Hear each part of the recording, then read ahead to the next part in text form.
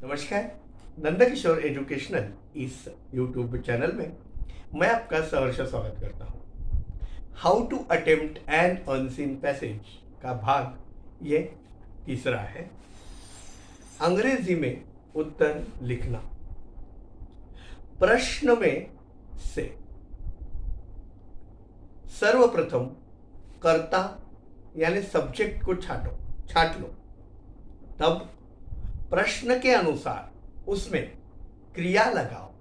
अर्थात यदि प्रश्न भूतकाल पास्ट टेंस में है तो उत्तर में वर्ब भूतकाल में ही लिखो।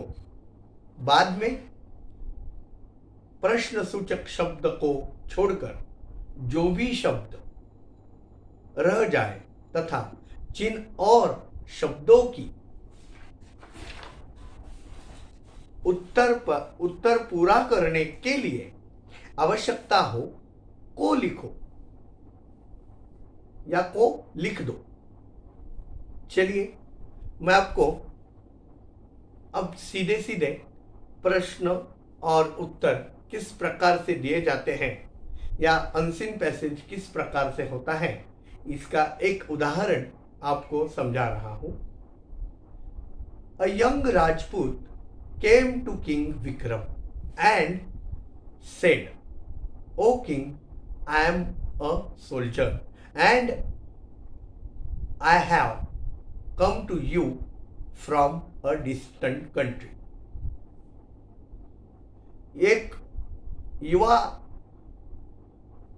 राजा विक्रम के पास आया और उस युवा व्यक्ति ने राजा से कहा, O king, I am a soldier, मैं एक सिपाही हूं। And I have come to you from a distant country, और मैं विदेश से आपके पास आया हूं।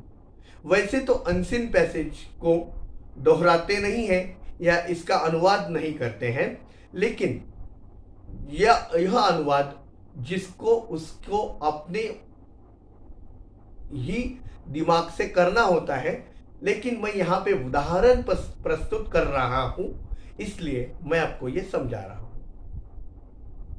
डिस्टेंट कंट्री, मैं विदेश से आपके पास आया हूं।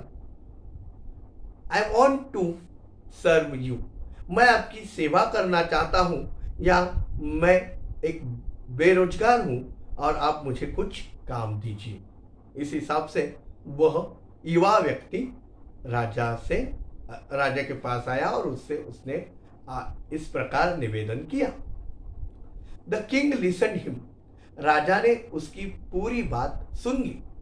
एंड देन आस्क्ड, और राजा ने उससे पूछा, व्हाट इज योर नेम, तुम्हारा नाम क्या है? And what will be your पे, और तुम तनख्वाह कितनी लोगे? The Rajput said, तो राजपूत युवा था, उसने कहा, सर, माई नेम इज हिम्मत सिंह, मेरा नाम हिम्मत सिंह है। And I want to 50 rupees a day, मेरा नाम तो हिम्मत सिंह है साहब, और मुझे चाहिए दिन के 50 रुपए, 50 रुपीज अ डे, हर दिन के मैं 50 रुपए लेता हूं या चाहिए। द किंग सेड, राजा ने कहा, दैट इज टू मच, ये तो बहुत हुए। I can't pay you so much, मैं आपको इतने पैसे तो नहीं दे सकता।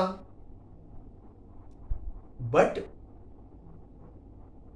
राजा ने कहा कि ये बहुत सारी रकम आप मांग रहे हो, इतने सारे तो मैं नहीं दे सकता।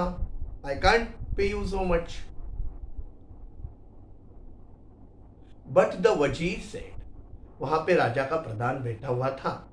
प्रधान जी ने कहा, परंतु वजीर यानी राजा का प्रधान ने कहा, let us keep him for a few days, कुछ दिनों तक महाराज हम इसे अपनी सेवा में रखते हैं। Perhaps he may be a useful man। और कुछ दिन हम इसे अगर रखते हैं अपनी सेवा में तो हमें ये पता चलेगा कि ये कितना उपयुक्त आदमी है, इसकी उपयोगिता भी हमें समझ में आ जाएगी।